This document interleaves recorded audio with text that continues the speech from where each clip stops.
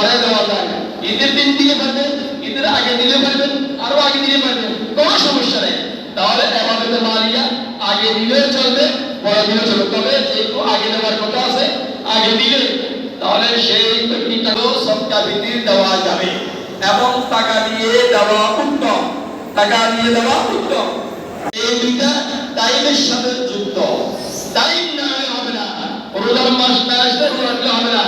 নামাজ পড়তে না, নামাজ পড়তে হবে না।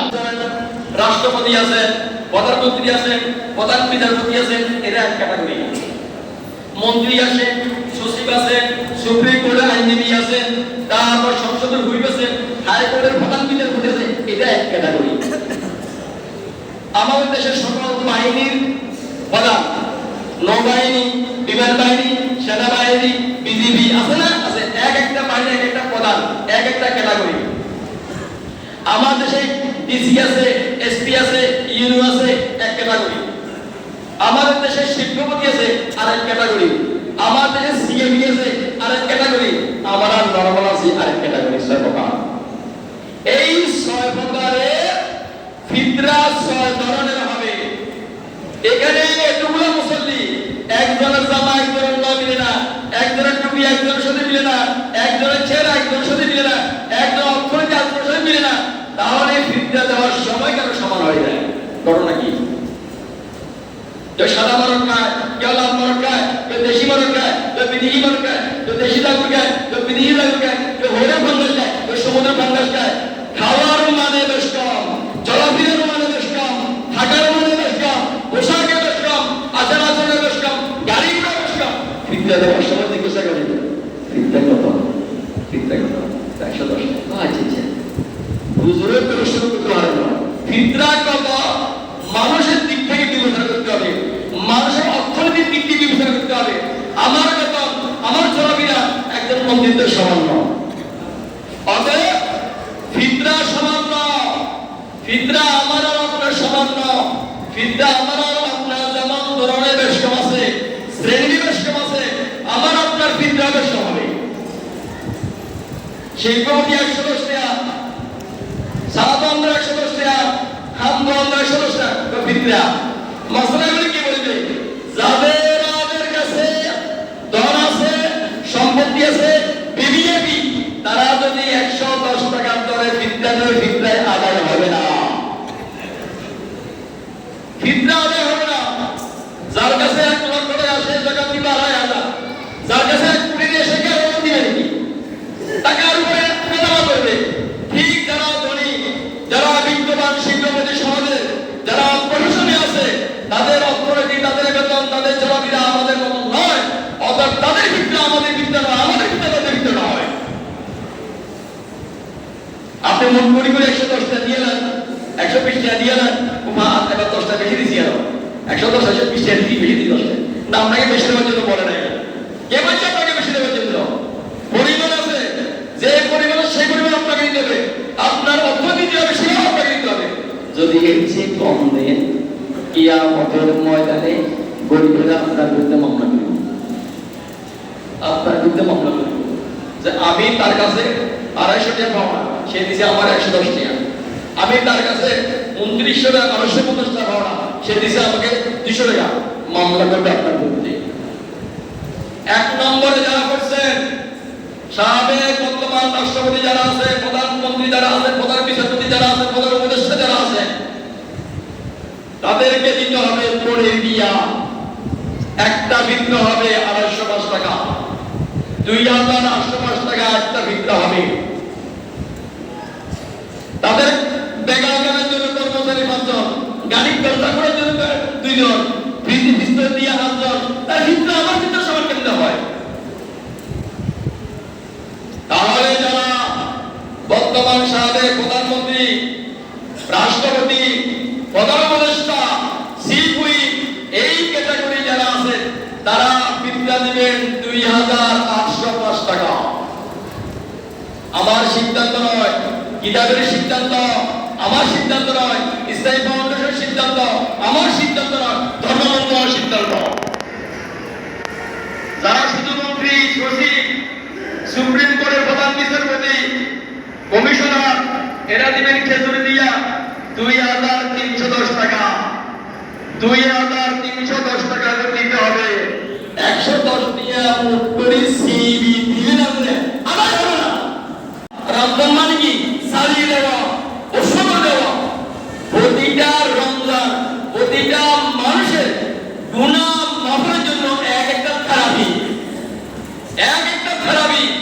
যে গুনাহগুলি আপনার দানের কারণে মাফ হয় নাই, যে গুনাহগুলি আপনার নামাজের মাধ্যমে মাফ হয় নাই, যে গুনাহগুলি রিজিকের মাধ্যমে জিকিরের মাধ্যমে মাফ হয় নাই, যে গুনাহগুলি ওযু করার পরে মাফ হয় নাই, যে গুনাহগুলি সদকা করার পরে মাফ হয় নাই, সে কঠিন গুনাহগুলিকে থেরাপি দিতে হবে।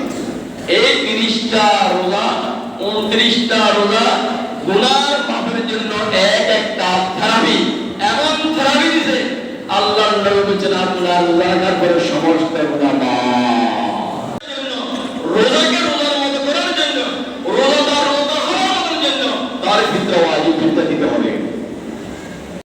আপনার রোজা আসিল, রোজা এবং রোজাদার দুজনকে পবিত্র করার জন্য, নিষ্কলঙ্ক করার জন্য এই ভ্যাকসিন দিবেন, এটা হচ্ছে ফিতরা। বর্ণনা করে ফিতরা আমরা কেন দিব? ফিতরা দিব আমরা যে আমরা যে রোজা রাখছি, রোজা রাখার পরে আমাদের কথাবার্তার ভিতরে, আচার আচরণের ভিতরে, চলাফেরার ভিতরে, আমাদের ব্যবহারের ভিতরে, আমাদের সামাজিক কর্মকাণ্ডের ভিতরে আমাদের কিছু ভুল ত্রুটি হয়েছে, এই জন্য আমাদেরকে ফিতরা দিতে হবে। আর ইবনে আব্বাস রাদিয়াল্লাহু তাআলা আনহুমা আলা ফারাদা রাসূলুল্লাহ সাল্লাল্লাহু আলাইহি ওয়াসাল্লাম যাকাতুল ফিতর তুরাতাল লিসিয়ামি মিনাল লাগবি ওয়ার রাফসি ওয়া তাওমাতুল লিল মাসাকিন রাওয়াহু দাউদ। আজ নম্বর কি সাল পাঠানো যায়, বিকাশ নম্বর কি তখন পাঠানো যায়, বিকাশ নম্বর কি খেজুর পাঠানো যায়, বিকাশ নম্বরে টাকা পাঠানো যায়। তাহলে বোঝা গেল যে সাল ডাল গম চিনি কিশমিশ ফল যা আছে এগুলি দিয়ে দেওয়া যাবে, বরং টাকা দিয়ে দেওয়া উত্তম। কারণ আপনি একজনকে কিশমিশ দিলেন 1 কেজি, আরেকজন দিল 1 কেজি, আরেকজন দিল 1 কেজি, 3 কেজি খেজুর দিয়ে সে কি করবে? আপনি একজনকে দিয়ে ফড়ি 1 কেজি, আরেকজন দিল 1 কেজি, আরেকজন দিল আধা কেজি, ফড়ি দিয়ে সে কি করবে? এই জন্য বলা হলো টাকা দিয়ে দেওয়া উত্তম। তাহলে আমাদের উপরে ওয়াজিব হবে তখন ঈদের দিন, এর আগে নয়। তাহলে এর আগে কি আমরা দিতে পারবো না? এর আগে আমরা দিতে পারবো না? কিভাবে শুনেন। ওয়াকাত কান নবী সাল্লাল্লাহু আলাইহি ওয়াসাল্লাম ইয়াকুতু ক্বাবলা ইয়াউমিল ফিতর ওয়া ইয়ামুরু বিইখরাজিহা ওয়া আব্দুল্লাহ ইবনে সালামা قال كتب رسول الله صلى الله عليه وسلم قبل يوم الفطر بيوم او يومين وقال تصوم من كل يوم او صوم من تمر। তাহলে এই জিনিসগুলো দিয়া আপনাকে সাদকাতুল ফিতর আদায় করতে হবে। সাদকাতুল ফিতর না দিলে কি হবে? এক হাদিসে আছে আমরা যারা রোজা রেখেছি এই রোজাগুলি আসমান এবং জমিনের মধ্যে ঝুলন্ত থাকে, ঝুলন্ত। তাহলে ওয়াজিবুল ফিতরাতু আল মুসলিমু ওয়াল হুররু ওয়াল নিসাব আল ফাদিলা আলা হাদিহি আসলিয়া। আপনার প্রয়োজন শেষ হবার পরের দিন অতিরিক্ত আপনার কাছে 1 লক্ষ টাকা পরিমাণ টাকা থাকে, তাহলে আপনার উপরে ফিতরা ওয়াজিব।